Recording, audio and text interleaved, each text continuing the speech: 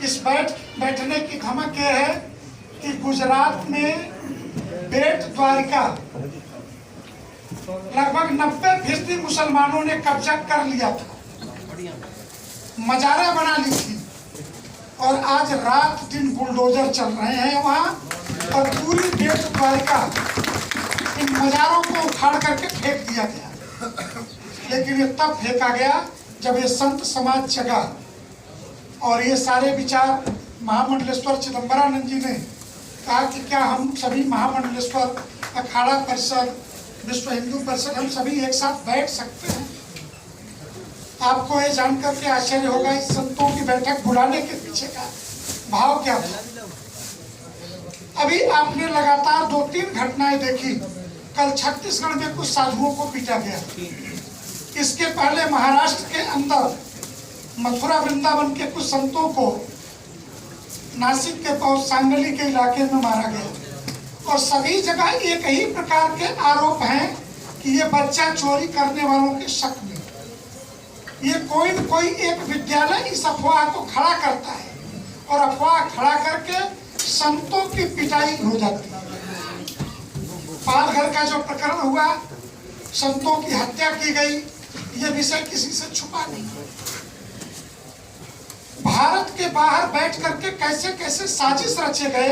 अभी पीएफआई पर प्रतिबंध लगा, उसके 8 संगठनों पर, तो लोगों को ये लगा कि एक संगठन पर प्रतिबंध, लेकिन नहीं, पीएफआई ने तो ऐसे ऐसे किसी दिल्ली के अंदर एक मास कम्युनिकेशन के विद्यालय में, जामिया मिलिया में धरने का आयोजन होता है, और उस धरने के बीच में मुंबई से हीरोइनें आके बैठती है, और उसके अकाउंट में पाकिस्तान से 5 करोड़ रुपए डलवा दिए जाते हैं, पैसे लेकर के, और उसके परिणाम क्या हुए, दिल्ली दंगे की आग में झुलस गया। एक एक करके पूरे देश में संतों की हत्या का षड्यंत्र है। इस साजिश के तार अमेरिका में बैठे एक उद्योगपति, जो वामपंथी उद्योगपति है, जॉर्ज सोरोस से जुड़े हुए, कि भारत को अगले चुनाव तक अस्थिर कर दो, खून की नदियां बहें। इसके लिए 2 लाख बैंक अकाउंट में पूरे भारत में पीएफआई ने अकाउंट खुलवाए। आप एफसीआरए बंद कर देंगे, कर दीजिए, लेकिन इस 2 लाख अकाउंट में 8 लाख रुपए प्रति साल ये डालना आप नहीं बंद कर सकते। नागरिक के अकाउंट में वेतन का पैसा आएगा, ये नहीं कर सकते थे। और आप जोड़ लीजिएगा 2 लाख गुणे 8 लाख कितना होता है, प्रति वर्ष आएगा ये पैसा। और तब ये व्यक्तिगत अकाउंट में आ रहा है, और वो 8 लाख में से 6 लाख पीएफआई के अकाउंट में चला गया। पिछले 1 साल में 120 करोड़ रुपए नगदी जमा कराए गए हैं पीएफआई के अकाउंट में 200 स्थानों से। तो ये संतों के जीवन पर जब खतरा मंडराया, तब अखिल भारतीय संत समिति ने अखाड़ा परिषद के अध्यक्ष जी के पास में गया, रविंद्रपुरी जी के पास, और उन्होंने कहा महाराज कुछ बड़े संतों को बैठना पड़ेगा, और एक साथ कोई न कोई आदेश देश की राजधानी से, क्योंकि दिल्ली के करने के पीछे कारण हम हरिद्वार में करते तो शायद सहज कर ले जाते, काशी में करते तो और सहज कर ले जाते। दिल्ली में बैठने का एकमात्र कारण था दिल्ली की मीडिया, जिसके द्वारा पूरी दुनिया को भारत के संतों के द्वारा ये मैसेज दिया जाए। आज हम उस मैसेज देने के लिए यहाँ पे हम सभी एकत्रित हैं। मैं आपसे 2-3 ऐसे व्यक्ति इस बैठक में आए हैं जिनका एक सहज परिचय, इसके बाद से कुछ संतों का मैं एक क्रम से परिचय हमारे बीच, पहले मैं परिचय करा लेता हूँ। इस कार्यक्रम की अध्यक्षता संत समिति के अध्यक्ष जी आचार्य श्री अखिल भारतीय अखाड़ा परिषद के अध्यक्ष श्री महंत रविंद्रपुरी जी महानिर्वाणी के हमारे पूज्य श्री महंत फूलडोल बिहारी दास जी महाराज जी, उनकी बगल में महामंडलेश्वर यतीन्द्रानंद गिरी जी महाराज जी, आशुतोषानंद गिरी जी महाराज जी, उनकी बगल में महामंडलेश्वर पूज्यपाद हरिहरानंद सरस्वती जी, स्वामी चिदंबरानंद सरस्वती जी की बड़ी विशेषता है कि प्रधानमंत्री जी की योजनाओं को व्यक्ति तक पहुंचाना और हजारों नहीं लाखों हाथों को रोजगार दिया है। कैसे रोजगार दिया जाता है, कैसे इस कार्य को कराया जाता है नौजवानों से, ये आपने शुरू कराया और उसके कारण युवाओं के आइकॉन हैं संजय जी। एक और व्यक्ति इस बैठक में आने वाले हैं जिन्होंने संतों की दो प्रकार से चिंता की है। एक तो प्रत्येक जिले में एक वकील खड़ा करना, संतों के ऊपर कोई भी आपराधिक मुकदमा दर्ज होता है तो उस वकील के माध्यम से, वो वकील इसलिए नहीं कि वो स्वयं में मजबूत वकील है, उसका काम है कि जिले के बेहतर वकील को हायर करना और उसका जो धन है वो जस्टिस फॉर भारत उस वकील को देगा और संत के ऊपर लगे आरोपों को डिफेंड करेगा। इसके राष्ट्रीय प्रमुख के नाते यहाँ दिल्ली हाई कोर्ट में वकील है शलभ भारद्वाज जी। शलभ जी आगे आओ। अगले एक वर्ष में भारत के 745 जिलों में ऐसे जिला प्रमुख वकीलों को खड़ा करना इनका उद्देश्य है और ये इस काम को करेंगे। जी। और प्रत्येक जिले में हमारी बात मीडिया में कैसे जाए, इसके लिए 4 से 5 यूट्यूबर पत्रकार खड़े कर मीडिया सेल में 5000 न्यूनतम सब्सक्राइबर एक यूट्यूब चैनल के हो तो 25,000 सब्सक्राइबर होने से एक जिले में लाखों लोगों तक कि संत का पक्ष क्या है। कभी कभार आरोप लगाकर थूकना, भाग जाना, ये जो करने वाले षड्यंत्रकारी हैं, तो संतों का पक्ष क्या है, इस YouTube चैनलों का उद्देश्य होगा कि संतों के पक्ष को समाज के सामने रखना। इस तैयारी के साथ जस्टिस फॉर भारत भी यहाँ उपस्थित है और हमारे विद्वत परिषद की तरफ से रमन तिवारी जी हैं। 1-2 पेज में लिखने की कोशिश की। यह पुस्तक इसलिए लिखी गई क्योंकि मेरे बेटे को, जिसकी आयु 18 वर्ष है, कनाडा में रहता है, उसको ये पता नहीं है कि हमारे धर्म का हमारे जीवन में क्या महत्व है। ऐसे अनेक स्कूल कॉलेजों में जो विद्या की पढ़ाई होती है, वो विद्या में हमारे हिंदू धर्म के बारे में कहीं भी चर्चा नहीं होती है, कहीं भी उस पर विशेष वार्ता नहीं होती है। और एक ऐसा युग आ गया है पिछले 8 वर्षों में जहाँ पे हिंदू गौरव होकर के कहता है गली में, मोहल्ले में, समाज में, रोड में कि हम हिंदू हैं, जो पहले कहने से घबराता था। क्योंकि मैं एक सामान्य आदमी, कॉमन मैन हूँ, हर चीजों को गांव गली मोहल्ले से, गरीबी से देख करके आगे बढ़े। और उसके साथ साथ भारत देश की तो बात जो हो रही है, विदेशों की धरती में भी हो रही है। अभी मैं कुछ दिन पहले अबू धाबी गया था, वहां पे भी हमारे मंदिर बन गए। कितनी गौरव की बात है। ऐसे देश के यशस्वी प्रधानमंत्री को भी मैं इस सभागृह से धन्यवाद देता हूं। जो लोग विदेश में रहते हैं उनको भी हिंदुत्व होने का गौरव अनुभूत होने लगा है। इसका कारण है आप सभी संतों का समाज के प्रति जो सम्मान, जो लगाव और जो धर्माचार्य चर्चाएं होती है, वह धीरे धीरे धीरे जो 70 वर्ष की घुन लगी हुई सिस्टम थी उसको सुधारने की तरफ जा रही है। हम इस युग में हैं जो देख रहे हैं 400 वर्ष की समस्या को सुप्रीम कोर्ट ने समाधान में परिवर्तित कर दिया। यह अगर किसी को यह श्रेय जाता है तो आप सभी संतों को कि हमारे जीवन में होते हुए श्री रामलला के मंदिर का निर्माण कार्य चल रहा है। हम सब सौभाग्यशाली हैं कि 400 वर्ष की जो तपस्या थी उसका परिणाम में इस पर परिवर्तन हो रहा है। और अब चर्चा फतवा की नहीं होगी, अब आने वाले समय में चर्चा होगी तो 80% समाज में जो रहने वाले लोग हैं उनकी धर्मादेश की हो। इन्हीं शब्दों के साथ मैं अपनी वाणी को विराम देता हूं और विशेष रूप से अखिल भारतीय संत समिति की कृतज्ञता व्यक्त करता हूं कि मुझे जैसे तुच्छ व्यक्ति को भी कहने का अवसर मिला। आभारी व्यक्त करता हूं। भारत माता की जय। के अंदर चुनाव आयोग की अधिसूचना से 2 घंटे पहले वक्फ बोर्ड को ट्रांसफर की गई है और आप पूछते हैं कि आप संतों के हत्या के फतवे के लिए पैसा कहाँ से आता है? तेलंगाना के विधानसभा में मुख्यमंत्री का मैं वक्तव्य सुन रहा था कि जो संपत्तियां वक्त को राज्य सरकार की बची खुची संपत्ति हम ट्रांसफर नहीं कर पाए, वो हम ट्रांसफर कर देंगे, हम अपना वायदा पूरा करेंगे। ये तेलंगाना के विधानसभा का दिया गया भाषण है। दिल्ली में ट्रांसफर कर दिया गया। इसके अलावा उत्तर प्रदेश में 1989 में कानून बना करके, यूपी के लोग जानते होंगे कि सीलिंग, बंजर और जीएस माने ग्राम सभा की भूमि, ये तीनों बची हुई भूमियों पर वक्फ बोर्ड का नाम चढ़ा दिया जाए। ये 1989 का आदेश था, जिसको अभी योगी जी ने रद्द किया है। और 89 की स्थिति में वो ग्राम सभा है, बंजर है अथवा सीलिंग है, ऊसर है, जिस रूप में है उस रूप में वापस नाम दर्ज किया जाए, ऐसा आदेश पारित किया है। इसलिए योगी आदित्यनाथ जी के लिए एक बार आपका आशीर्वाद। ये वक्फ बोर्ड का कानून इतना खतरनाक है, जिन जिन राज्यों में, और जहां तक अभी अकेले राजस्थान के अंदर 1 लाख से अधिक गायें मरी हैं एक रोग से। बगल के गुजरात में टीका लग गया। टीका उपलब्ध कराना सरकार का काम था।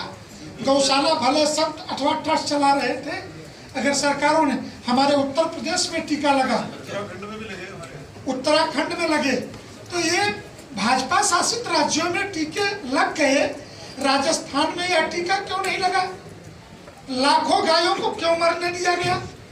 संत ये तो नहीं कह रहे थे कि ये टीका हमको मुफ्त में दे दो, हम तो पेमेंट करके अपनी गाय को टीका लगवाने को तैयार, हमें खुद को बेचना पड़ता, हम गौ सेवा करते हैं, तो हम आपसे टीका के लिए मुफ्त में नहीं मांग रहे थे। लेकिन जिस तरीके से राजस्थान में इस रोग से, लंपी नाम के रोग से गाय मरी, ये राजस्थान की सरकार, निंदनीय कृत्य है उस सरकार का। सरकार को बचाने के काम में लगे, ठीक है आप राजनीति करिए, लेकिन लाखों गायों के लाश की कीमत पर राजनीति अच्छी नहीं है। और ये वक्फ बोर्ड का कानून हम इस संत सम्मेलन के माध्यम से, इस धर्मादेश के माध्यम से आप सभी से आग्रह करते हैं कि ये जो 1995 का वक्फ एक्ट है, इसको तत्काल अगले संसद सत्र में सरकार रिमूव करे। इसकी इस देश को कोई आवश्यकता नहीं है। और दूसरे, वक्फ बोर्ड की शेष बची संपत्तियों के बारे में भी ये बताया जाना चाहिए कि आपको वक्फ किसने किया था, कब किया था, इसका रिकॉर्ड कहाँ है।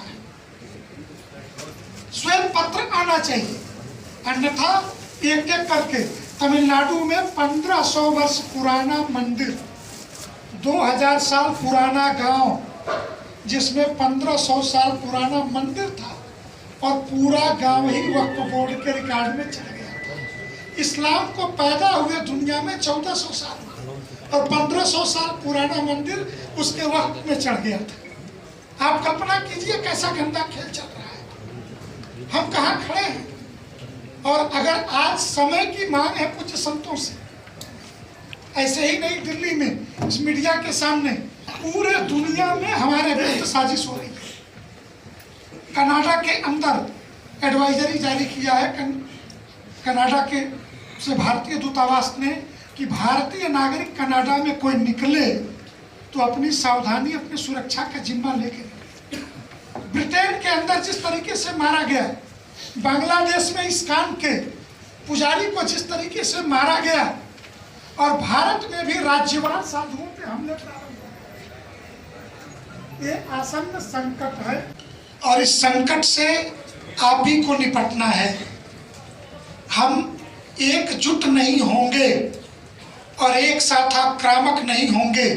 आक्रामकता की एक उदाहरण देता हूं, अशोक जी ने दबे जुबान से कहा। नुपुर शर्मा सुप्रीम कोर्ट से न्याय मांगने गई थी कि हमारे पर फतवा जारी हुआ है हमारी हत्या का, और सुप्रीम कोर्ट के जज मुस्कुरा करके कह रहे हैं कि तुमने आग लगाया है। कौन सा ऐसा वाक्य नुपुर शर्मा बिटिया ने बोल दिया था कि जो इस्लाम में नहीं था, उनके हदीस में नहीं था, हदीस के बाहर का क्या बोल दिया था चैनल पर उस बेटी ने, कि उसकी हत्या का फतवा। और उसके बाद जब विश्व हिंदू परिषद के कार्यकर्ता लाखों की संख्या में शहर शहर सड़कों पे उतरना प्रारंभ हुए तो 15 दिन में घुटने पर बैठ गया सुप्रीम कोर्ट। और उन्हीं जजों ने कहा कि बिटिया रानी, मेरी बातों से तुम्हें अगर कोई ठेस पहुंची है तो हम क्षमा मांगते हैं, तुम्हारे सुरक्षा का जिम्मा है। अगर हम संत सड़कों पे नहीं उतरे तो न देश बचेगा, न धर्म बचेगा, न ये मठ बचेगा, न मंदिर बचेगा।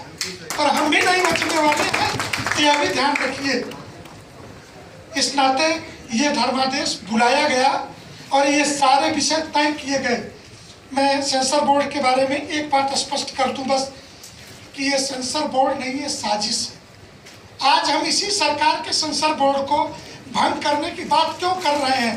क्योंकि मेरा मानना है कि प्रसून जोशी जो सेंसर बोर्ड के अध्यक्ष हैं वो अक्षम है। मैं नाम लेके कह रहा हूँ, अक्षम इसलिए है कि पीछे के दिनों भारतीय संस्कृति, संतों पर जितने प्रहार हुए, धर्म संस्कृति पर जितने हमले हुए, सेंसर बोर्ड ने कभी चेक नहीं किया। एक नया OTT प्लेटफॉर्म भी विकसित हो गया गाली देने के लिए। आश्रम नाम की फिल्म आई थी और विश्व हिंदू परिषद के मार्गदर्शक मंडल की बैठक थी, उस पर उच्चाधिकार समिति की बैठक में दबाव बनाया गया, तब सूचना प्रसारण मंत्रालय सक्रिय हुआ था। उस विषय को लेकर के संतों को खलनायक के रूप में दिखाना, माथे पे चंदन, चोटी, भगवा वस्त्र, इस देश में पॉजिटिव रोल में नहीं दिखाना, इसके बाद भी सेंसर बोर्ड शांत होकर फिल्मों को पास कर देता है। तो हम संत विचार करेंगे और सनातन सेंसर बोर्ड का प्रस्ताव स्वीकार किया जाना चाहिए आपके हर्षध्वनि ध्वनि के साथ।